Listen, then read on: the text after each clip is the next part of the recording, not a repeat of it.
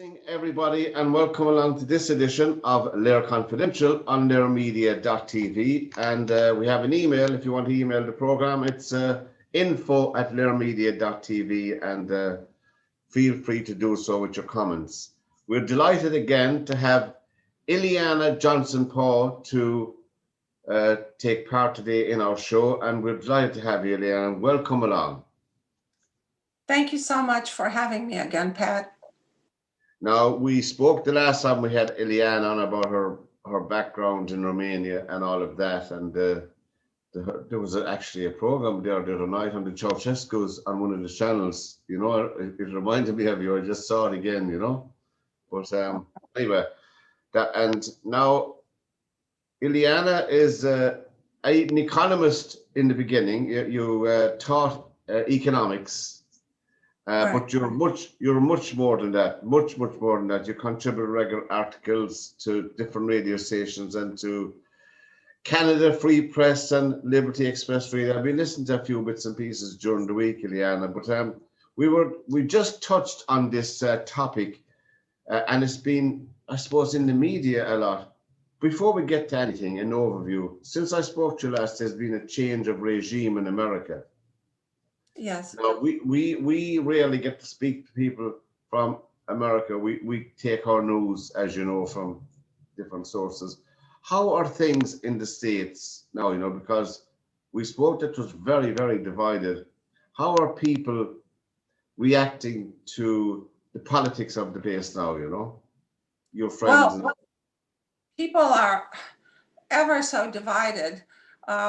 There has been no reconciliation because there is constant division coming from Washington, D.C., even though they like to think that they want to unite the country, but everything they do policy-wise contributes to our disunification, really.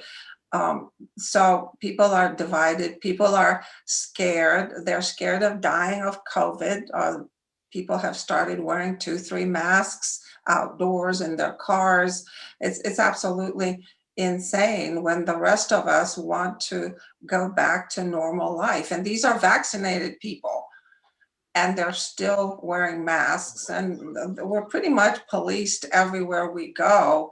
We can't get access inside a store without a mask. And preferably, it has to be a mask approved by the person who lets you in or the corporation. You can't just wear any mask. Yes. That's pretty bad. Because I know it's bad here in this country. My local shopping center, I boycotted. I couldn't be bothered with it. Actually, to go into my local shopping center now, Ileana, you have to wear a mask before you go into the shopping center, the whole mall, not the shops within the mall, the whole thing. So I said, that's not for me. I couldn't be bothered with that. Life is too stressful otherwise. But that's sensational that you have to wear a mask approved by the shop owner, the store owner. So how do you get anything? Well, you just have to comply with their rules when you go inside the store, or a lot of people just stay home and order online from Amazon, making it richer and richer, or they do curbside pickup. But some people even wear a mask inside their car while they're picking up their groceries at curbside. We were in Florida last month, and in that particular county, the mask mandate had been lifted. So we were somewhat free. However, if you wanted to go inside a small store or large store, the corporation could still require you to wear a mask in order to enter their store. So they're not really listening to any of the directives coming from CDC or the government. That's right. And the World Health Organization, I know it comes under a lot of flack, some of it very much justified, but they they said publicly and at public forums that as far back as November, that lockdowns do not work. They should not be used as a means of controlling the virus. But yet all countries ignore it. They totally ignore it, completely. We don't get bogged down in it, but it is it's a big challenge for us here. And now, of course, you had the trial of, which is just over. How did people react to that? Or was there any trouble really to the trial of the Floyd killing that time, you know? Well, in this area, obviously, we did not have anything in relationship to the ending of the trial. But as you know, there was a lot of violence and looting and burning in the town and where the trial was held. Yes, there was. And we had wall-to-wall coverage here of it on some channel, you know, if you want to dip into it. They showed the whole thing. And you know, it was very disturbing. Anyway, look, it came out one way or the other. But so now we were talking about this UN Agenda 21, Ileana. Now, where is that going, or what kind of, I suppose, vehicle is driving it at the moment, do you think? Well, in our country, of course, we have several representatives in Congress that are driving it with a Green New Deal, or whatever they're calling it, which is basically Agenda 21 or Agenda 2030 on steroids. And since it's now an arm of Congress, obviously it's being implemented everywhere. Now, for the world or for the Europeans, you have the World Economic Forum with Mr. Schwab, who are driving the Agenda 21 or its implementation. And of course, our own president keeps saying, we're not just going to build back better, we're going to build back better, which is kind of the motto for Agenda 21. See, they change the euphemisms from time to time. But one of the things, go ahead. No, right. Yeah, I get you now. That's what confused me, because I didn't know what really people were talking about. You know? But they're not telling us what they're going to build back and better and why. And people just have no idea. It just sounds good. It's a kind of a cutie pie slogan. And what about we hear different things here? Our prices of petrol or gas, as you call it over there, gone up? Generally speaking, is the cost of living gone up? Oh, absolutely. The cost of oil has gone up tremendously. Obviously, the immediate result of all the executive orders that our president had released on his first day in office. And the price of lumber has increased 400%. And of course, if you look at the statistical data from the government, the inflation rate, which is a consumer price index indicator of price increases, they usually use a basket of goods to gauge the price increase from quarter to quarter. From that basket of goods, traditionally gasoline and food were included. Well, it has been taken out. And of course, that's going to give a rather skewed CPI index or percentage. I would venture to say that we have at least 10% inflation rate right now, but I think the reported is around 2%, which is not true at all. Yeah, I understand that about what we call a basket of goods, so that you can have some measure of where you are at, you know. But the portents on good, really, economically, and also the I suppose America itself as a country making its way. I think that they resurrected some kind of a deal with Iran as well, the regime in there now, the administration in there now, you know, as well. Yeah, I've heard about that, but I'm not familiar with the details, so I cannot comment. And anyway, LiR Confidential is the program here on LiR Media with Ileana Johnson-Paugh. Now, there's a thing called the Draft International Covenant on Environment and Development. Yes, absolutely. And people are not really paying attention to this. When I wrote my book on UN Agenda 21 10 years ago, this covenant was in its fourth edition. The fourth edition was issued on September 22nd of 2010. When I wrote the book, there was in 2015, they gave a fifth edition, which was on September 27, 2015. And just to see the difference, in the fourth edition, there were 79 articles, and in the fifth edition, there were 83 articles. So they've added up more stuff to all the so-called Draft International Covenant on Environment and Development, which abbreviates to DICED, which is what we're going to be economically speaking. We're going to be diced, really. And what is a covenant? I love the abbreviation, DICED. But a covenant is an agreement. And really, if all the countries in the world are going to sign and agree to this, it will basically amount to the constitution for the global governance for the world. And it would be under the aegis of the United Nations, or actually two of its arms, because as you know, the United Nations has lots of organizations and arms through which they enact policy. So they're moving, just to make it simple for our listeners, I read a bit about it, so we won't get bogged down in theory, but they're moving towards, if I understand it correctly, a sort of an environmental constitution for a global governance of the planet, to put it in, I suppose. And this constitution then will be expected to be ratified in a series of meetings and conventions, whatever we want to call them. And the outcome of that, presumably they get agreement, these would be implemented by the United Nations. That's correct. And just to give you a few examples of the articles from the fourth edition, I have written those down. I'm sure they still exist in the fifth edition and probably more developed.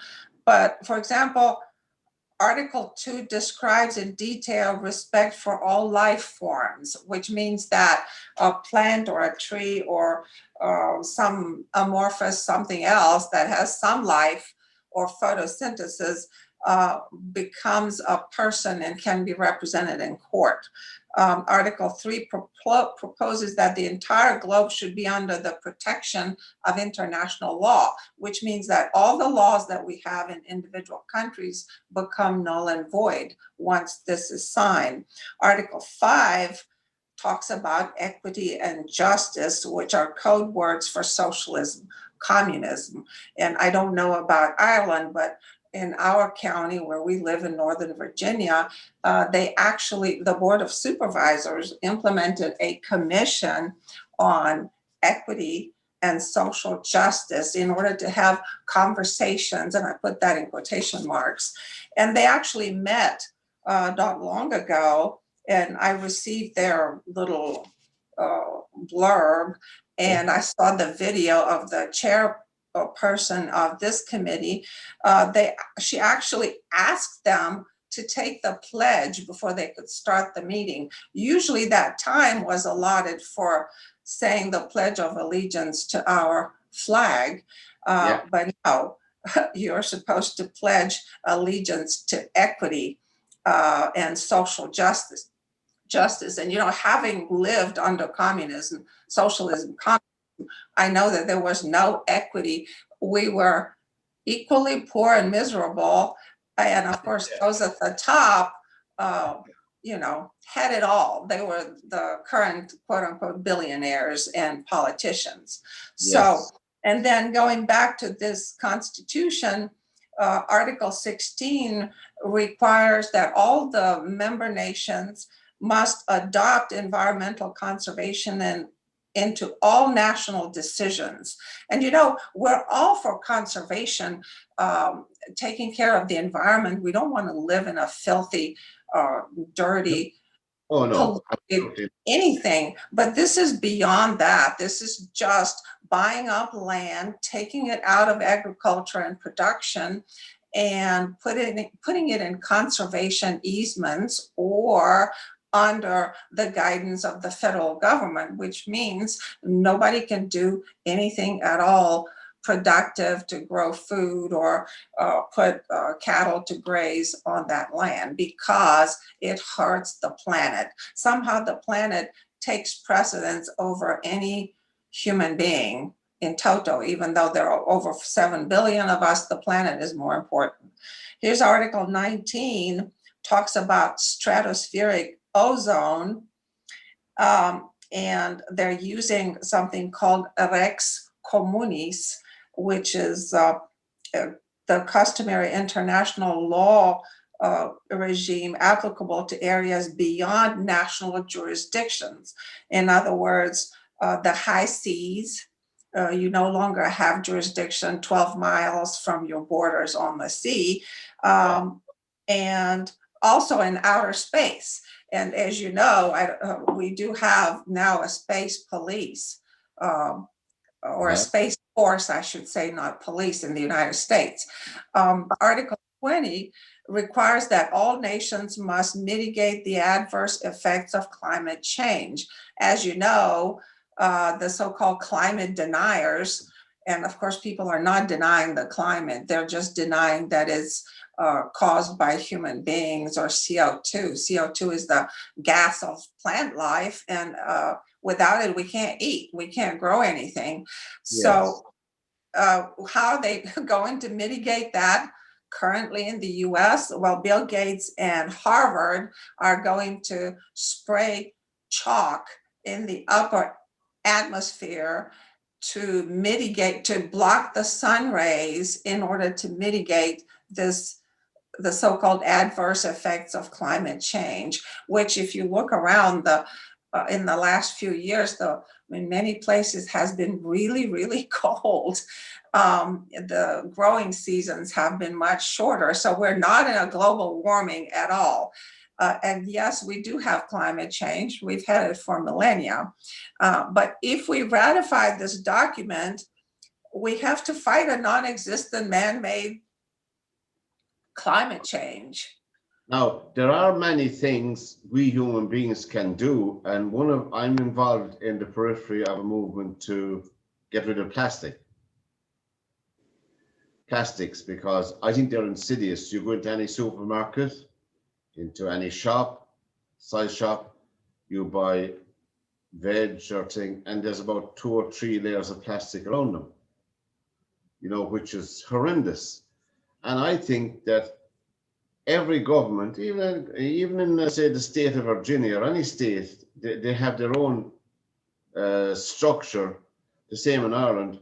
They could really make an edict, say from the April the 1st next year, there'll be no more plastics allowed on foodstuffs or whatever, and make people work towards that. There are things that we can do and we should do. You know what I mean? Because those plastics and those things are getting into the food chain. Of course they are, yeah.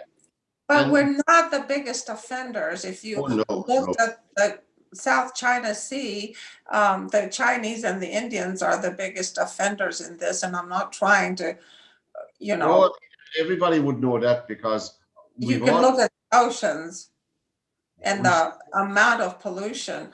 But, in Northern Virginia, they started using paper sacks, for example, for your leaves. I don't know how that's going to work with trash. But I remember in the 80s here in the United States, it was again the left who said, oh, we're just killing too many trees. Let's stop using paper bags and let's make plastic bags because they're so much cheaper and petroleum is abundant. And so we went from all paper bags to plastics. And now you saw what happened to the environment because all these plastic bottles and bags are everywhere. And we can do something about that. But we can't just do it in the United States or in Europe. The biggest offenders have to do it too. And they have no plans in doing so, to my knowledge. Anyway, so continuing with this, in this world or global Constitution, right? They, in Article 31, they want to eradicate poverty by taking wealth from the wealthy countries and distributing to developing countries. And the UN, of course, has to decide how it is going to get done. And of course, there's an Article 32 that requires recycling, which I'm fine with, we recycle. But it's consumption and production patterns. They want meat consumption to stop. And Mr. Gates wants to develop fake meat and have it everywhere. And I don't think Americans are too much fond of that. And he has bought a lot of agricultural land. He's now this landholder in the US. I don't know what he's going to do with it, but I'm not planning on eating fake meat unless I'm starving. I don't know about you. Absolutely. There's nobody going to be served up a fake steak down in Austin, Texas, anyway, for instance. They won't be serving them up there anyway, I can be sure of that anyway. But, yeah, well, I personally don't eat beef, but a lot of people like their steak. So. Yeah, I don't eat that much meat, but I have meat in my diet. I don't either. And I agree with you. Growing up under communism, we were poor and we didn't have much meat at all. So it wasn't hard for me not to have a rich meat diet. I know we're just around, Ileana, just as you mentioned that. Have you been back to Romania at all recently? Well, no, because we're not allowed to. I think Europeans will allow Americans to visit this summer, providing they get vaccinated and vaccine passports. And I have a problem with that. It's just too reminiscent of the Weimar Republic and what followed after it, and papier et papers. We'll have to wear something around our neck saying, like a symbol that we've, well, I mean, a vaccination or any medical or anything you do is a private transaction between you and your doctor. Of course, but apparently not with these lefties. Why should the whole world know about it? Because they're talking about it in the European Union, about a vaccine, about a passport. That will not come about. That will not happen. I hope not, because it's going to be a bad idea. I don't think the tourism they are expecting to return will return if that's enacted. No way, that will not happen, because I think there's at least 4 countries in Europe that will not wear that. And you must, for a major decision like this, you have to get a unanimous decision from all the EU countries to have something like this to go through.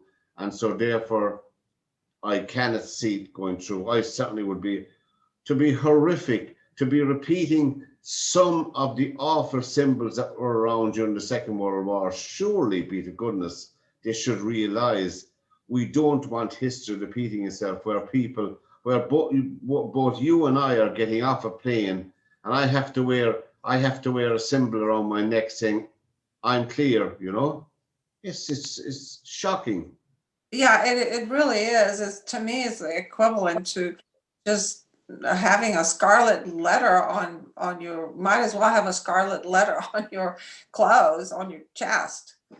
And how serious is this? Constitution under Agenda 20, under Constitution and Global Governance being taken? I don't see much in the media about it now, you know. Oh, it's actually very, very serious, because the media is not reporting the truth. The media doesn't read for themselves. The media is fed a certain narrative which comes from the mothership of leftism, and they just repeat it. They use the same transcript, and they repeat it on the nightly news. And of course, people who are too lazy to read or research on their own or look at other sources, they buy it hook, line, and sinker. But it is very serious, because it actually seeks to allocate land and facilitate international trade and everything else by this constitution. And once you signed on to it, and there were 192 countries that have signed on to it already, You have to abide by what you promised unless you decide to go to war and say, ah, I'm not doing this anymore. We're going to invade you and forget you. But yeah, like just to read a quote, if I may, I know time is short, but here's a quote. Aquifers, drainage basins, coastal, marine areas, and any areas called ecological units must be taken into account when allocating land for municipal, agricultural, grazing, forestry, and other uses. And agricultural subsidies are discouraged, as well as subsidizing private enterprises. End of quote. So they want to kill small private enterprises, and they have already done so in the United States with this lockdown. Only very large corporations are surviving, and right now some of them are on a shoestring, and they're probably in bankruptcy, and they're still hoping for a miracle. But I think you'll be seeing more final bankruptcies in the future, near future. Yeah, and I've no doubt about it. And when you were teaching yourself, Ileana, there was a subject, I presume, at third level, near third level colleges on environmental studies. They were not. They were usually, those kinds of studies were taken by students who were specifically getting degrees in biological engineering or environmentalism, or soil erosion and that sort of thing. So the general student body was never required to take such a course, and I'm not sure they do today in college. But I do know that in some very woke high schools, they can't actually get a high school diploma unless they're good stewards of the environment. And the first ones to come up with this was Maryland, the state of Maryland, because they're on the forefront of anything that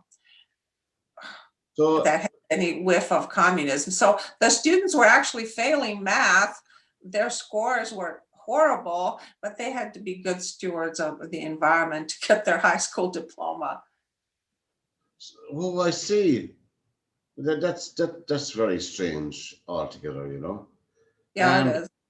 I'm with Ileana Johnson-Paugh here with me on LiR Confidential, and Ileana is very busy. Now, there was another book I dipped into. I confess I didn't read it all yet, but I will. I think it's Liberty on Life Support. Now, yeah, that's it. I love the title, Liberty. There you are. Liberty on Life Support. For anyone, we'll put up the links to where you can get them anyway. I think they're on the usual platforms anyway, Ileana, aren't they? It's still available. Yeah, it's still available at Amazon. And also Communism 2.0, 25 years later, and Echoes of Communism also. That's still available. I saw that today. Yes. And then, of course, UN Agenda 21, Environmental Piracy, is also still available. I think my copy of that there, and I hope I will, because they took my money. Anyway, there's a sentence there in that about you're discussing in Liberty on Life Support, and in that book, American exceptionalism, education, the U.S. economy, etc. Now, when you speak about American exceptionalism, what do you actually mean by that for people who are looking at us today who mightn't have read the book anyway? Right. Well, under exceptionalism, obviously, I'm a transplant. I came to this country when I was almost 21, and I lived under communism. So to me, America was the shining city on the hill that everybody aspired to either emulate or to get to. And we saw that that status they achieved was done through American exceptionalism, starting with the first immigrants who came, and they they took wagons across the United States, total wilderness. They died. They didn't know. That was part of this exceptionalism. And then they built a beautiful and successful country and a good economy where even the poorest person in this country actually lives better or is better off economically than most people in other countries. And that's an economic fact. It's not my saying it. They Yes. had the best education for the longest time. They took what they could from Europe models and they made them better. They developed exceptional graduate schools, and a lot of people came from overseas to study here. And they made school affordable to everybody who was willing to work hard and get a degree and learn. Or then there were opportunities for making things better. And that's the most important part, opportunities.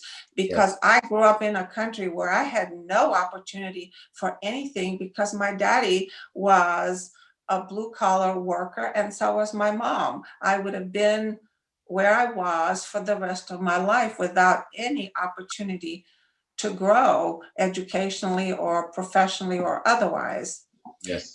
So that is, to me, American exceptionalism. And last but not least is the fact that Americans, because they were allowed to be unique, they invented so many things. And also Americans who were naturalized Americans from Europe who came or from other places, they were allowed to invent things and make lives better for everybody around the world. And they shared that knowledge with the world. And they, whenever they could, they used their military for good. That is not to say that they did it all the time, but No. most time they provided freedom for a lot of nations. So to me, that was all American exceptionalism. And unfortunately, we are now replacing that and the free market economy with a socialist, failed socialist communist model that is going to destroy this America and the exceptionalism with it, because we're seeing it at colleges around the country where only the leftist agenda is allowed. There are no divergent views and points allowed. And education in general, and people are being punished at work and losing jobs and careers because they're not woke enough, they're not leftist enough. Right. So all that is sad that it's going away, in my opinion. Yeah, Ileana, I think, and we had a discussion here on this little station of ours a couple of days ago on the whole idea, and I know what you're referring to because we have it unfortunately creeping in here as well, the whole cancel culture, what I call it, the whole cancel culture. I'm sure you're familiar with that phrase Of course. in the United States as well, cancel culture. In other words, if they cannot debate you, your viewpoint or your views that you hold dear to yourself, if it cannot be debated in a public forum or anywhere like that, then what they do to you is ostracize you, cast you aside, and then initiate a social media campaign against you to discredit you as a person, which is, Yeah. I think, is very, very dangerous altogether. We can all disagree with each other. Do you know what I mean? But I mean, only the clash of different opinions being amplified will the truth emerge. So I mean, I was taught that going to school all those years ago. And if our institutions, our education institutions, are not open to all views, and are not able to debate them as well, then I think we're going down a very, very slippery slope altogether, I I, fear, I yeah, agree. for the other generation, I do fear for them because I was reading a piece by a professor here now who's retiring in UCD, and he was saying that some of the students that he's had through his hands were barely able to read and write when they came to university in Ireland. Some of them, their comprehension of the English language was very, very poor. They couldn't read or understand text properly. They didn't know how to appraise them properly. They couldn't read basic questions that they got for consideration. They either misunderstood them or they didn't understand them. And he really let it rip because he's retiring. He said, I'm saying things out that I couldn't say when I was teaching, lecturing, because I'd lose my job. And an awful lot of people have come out unanimously with him, but anonymously as well, to support him. And I think it's very, very poor. Is this a problem in America as well, Ileana, do you think? Oh, of course. It is so bad now that, as I stated earlier, if I was teaching, I would probably not last very long. They would either fire me, not renew my contract at the end of the year, or I would just quit myself, because there is no more academic freedom or free speech at the university. And when that disappears, you just can't that you can't justify getting an education, because that's not an education, it's indoctrination. They're not teaching students how to think, how to be creative. They're teaching them to be drones who agree with their points of view. Just to give you one example, recently at Georgetown, I took a few classes at Georgetown. I did not graduate from there, but there were two professors. They were not tenured professors, they were adjuncts, which means they're hired to teach a class or two. And they were discussing on a Zoom call, which is actually posted on a board, that some of the Black students were getting lower scores on their tests, and the teacher was disheartened and she didn't know how to make them or help them perform better. And would you believe that she was fired, and the guy she was talking to, who actually didn't say anything, he was just listening, he was fired as well in response or at the demands of the student body. And I find that unbelievable, because she was trying to address a problem, improve the situation to make them perform better. Yeah. And when you have that happen, and when teachers are told to disregard bad grades and non-attendance to class and bad behavior only because the person is not white, there's something wrong with that. And trying to teach us that that we have white supremacy. And I cannot tell you how many times when I was younger looking for jobs, I was not hired because at the time in the 80s, affirmative action were more important. So people less qualified and less educated than I would get the job. Now, how is that white privilege? Now that affirmative action, of course, I don't think I don't know, is there much study being done on it? I don't think it did very much to raise up, unfortunately, the ideals that were behind it. I don't think it worked out very well, Ileana itself, affirmative. I don't think it did. They're trying to they're doing away with all the advanced math courses because they are racist, they're white privilege, it's white mathematics. And Really? I didn't. yes, really, even at Princeton. Are you even telling me that I studied white mathematics? If you study mathematics, or if you want to go into advanced calculus in high school, you can't do it because that's racist and it's white privilege. So I don't understand who are going to be the qualified engineers and doctors to build what they have built America to be. So it's going to be a disaster. And do you want to be flown in an airplane by a pilot who was hired just because he or she were of a non-white skin color? Or better still, something ran into my head. I want somebody who is the best pilot. I don't care what color their skin is. You are at 35,000 feet. I want to make sure he or she knows how to land this plane because Exactly. it's the hardest job to land a plane. And could you envisage a scenario whereby there'd be a call to tear down the Brooklyn Bridge because it's built by white people?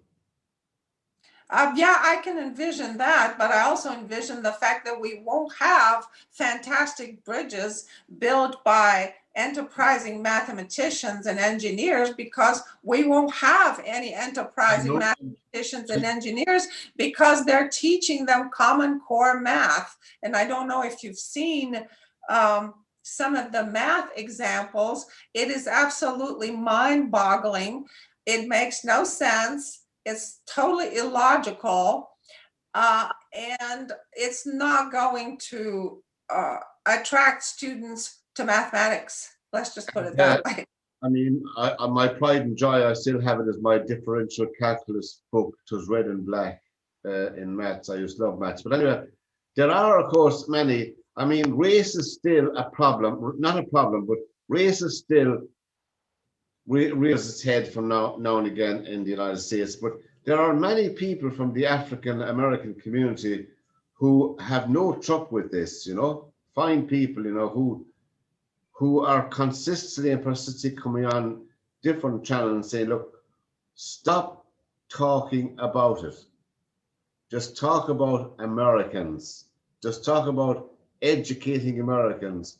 Do you know what I mean? That I all agree. I, that, I do not like all this division that they yeah, have created, and I blame it on uh, the Department of Education and Jimmy Carter, who established the Department of Education in 1979. That's when they started keeping all these statistics and coddling this group of students, but not this group of students. And I think the education system has been consistently going down ever since 1979. I blame it on that. And with it, of course, American exceptionalism as well. and of course the school system, the education system in America, I suppose, like most countries, or many countries, or not most, many countries, there is a level of underfunding.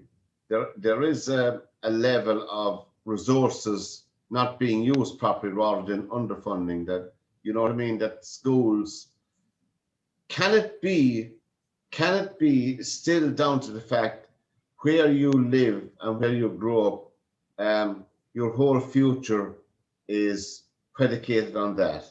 Is it as simple as that, or is it more complex?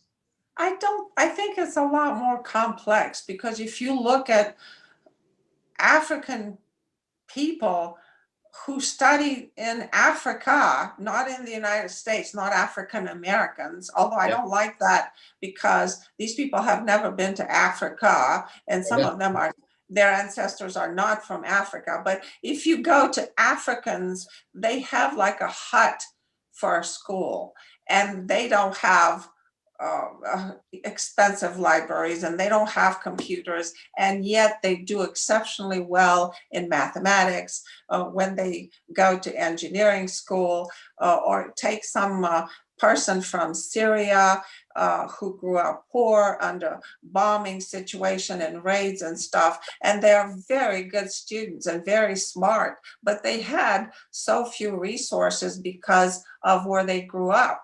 Or Yeah. take us, for example.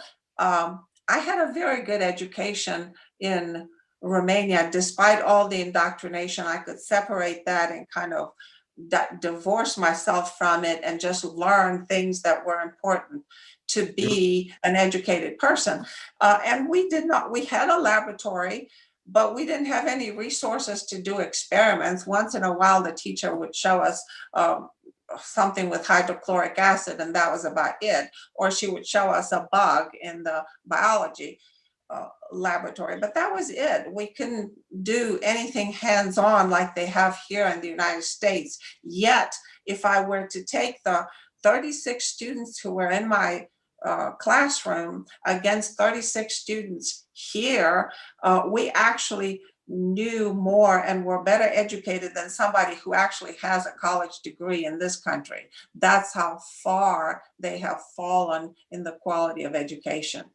Yeah, and you know what you're saying, Ileana, is true. The I suppose the spirit of the human being can overcome a lot of adversity, because our own group from Ireland who emigrated to America, and they got off the boats in Ellis Island with nothing, only the rags on their backs, so to speak, and no money. And yet, as you know, many of my fellow countrymen rose up to become business people, businessmen, politicians, academics, writers, whatever. So you're right. Your future need not, so we're saying, be predicated by where you're actually living or grow up. Exactly. And in this country, if you're so-called from the ghetto, and let's say you grew up with just one parent who was busy making a living, you can still, if you have determination, you can still achieve in this country. And they have the best scholarships and best opportunities to study. But do they avail themselves of this opportunity? Not all of them, no. So um, the personal responsibility is missing more and more. It's easier to whine and blame lack of funding, or blame, oh, I just grew up poor in the ghetto. But there's so many who succeeded, who have grown up in the ghetto with just one parent, usually a mom. So Yeah, that's just an excuse to me. and also, as you said, Ileana, that I suppose it's a double-edged sword. You're in a class of 30 or 40, I don't know, but the teachers as well. Then, of course, teachers are very important, not alone to import the fact of knowledge and get you to read and write and all of that.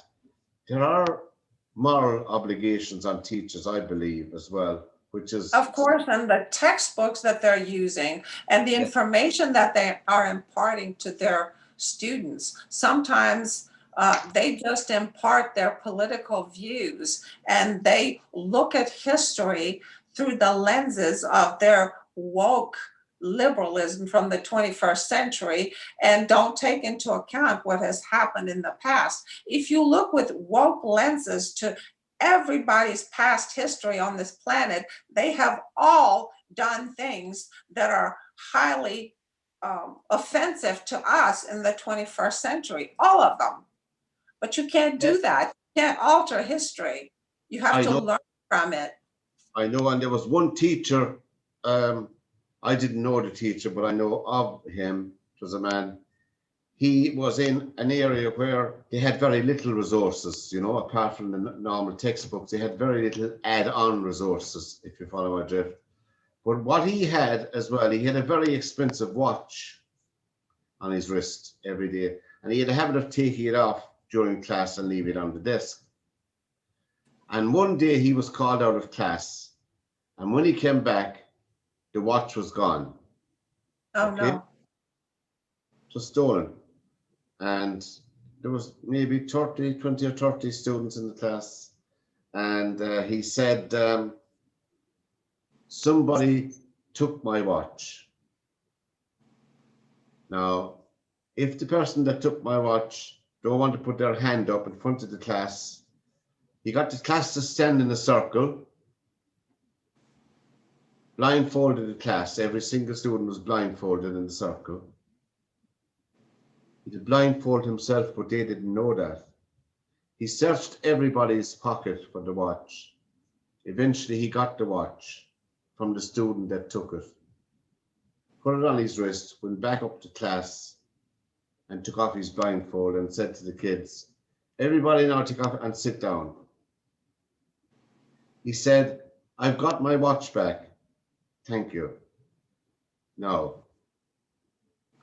the student that stole his watch, when he retired, he was a very old man. The student came to him, actually met him years and years later, and said to him, I never, ever forgot that lesson that day, he said. He was into petty crime, stealing and all, but he said, what you did that day to me, you left me with my dignity intact, which was Oh very, wow. and he soared after that. So small examples like that. are important as well for teachers, you know. It's not all about, it's about learning life as well, learning the value of life. But anyway, do you still believe that liberty in the United States is on life support? Oh, yeah, worse than ever. Absolutely. Um, I am just kind of astonished at people who pretend that everything is around us is okay, that the leadership in Washington is okay, and that they have our best interest in mind and hearts, and they're doing everything to promote Americanism and exceptionalism. And we all know it's not true. It's almost like living in an alternate universe. Yeah. Why we keep pretending this? I don't understand. Nice, right. And have you, Ileana, have you anything in the pipeline for us to read now, or are you planning any more tomes for us to read? Well, I'm still working on the book that I started in 2016, when it was the last time that my husband and I traveled to Europe. All right. And we went to central and northern Italy, and we were going to go last year to southern Italy, and of course that would have been volume 2, and we never got the chance, and I'm not sure that we will get the chance Oh, to you do will. it. I'm I'm confident. still working on that. I mean, it's done, but it's hard to find the right editors who don't want to change it fundamentally, in which case it's no longer my book. It's your book if you're changing how I write. Yeah, yeah. And we are So, looking forward to going over, obviously, to meet yourself and meet other people as soon as we can over to the United States, and for a couple of weeks of course, poor dear Alice, you know, we wanted to meet her, but we'll meet all our friends and as many of them we can when we get over there. So hopefully sooner rather than later. But Ileana, it's been fantastic having you on again, and we're well, just thank you. And I'll let you know when I'm done with the book. It's Italy. It's called Italy My Way because we just flew to Milan and then rented a car for 17 days. And we went all over the place and we did not have hotel reservations. So that was highly disturbing to my husband, who likes to have everything planned ahead of time. But yeah, I like to fly by the seat of my pants, so to speak. I don't like to go on a tour where people tell, I hey, go no, see this, go see that. I I just get want to go where I'm interested in going. exactly. I get on well with your husband. I like planning. I like a bit of order, you know. I don't like to know where I'm not what I'm not doing tomorrow, you know, so to speak. He But was anyway, very stressed out because we literally only had reservations for the first 2 nights. it was to be the nightmare. It's all right. And he thought, oh, okay, we're just going to become homeless in the rented BMW. Yeah, yeah, with a big boot and a big back seat you can stretch out. And but you know, anyway, say hello to the rest of the family. You know, we'll get to meet them sometime, hopefully. But from Thank you. Ileana, from this edition of LiR Confidential on nearmedia.tv, it's been a pleasure. And our special guest, Ileana Johnson-Paugh, and really, you know, we'll put a link up for your books because they're still available. And we look forward to the new one soon. Well, thank you. And thank you for having me again, Pat. So again, thank you and goodbye and God bless now. God bless.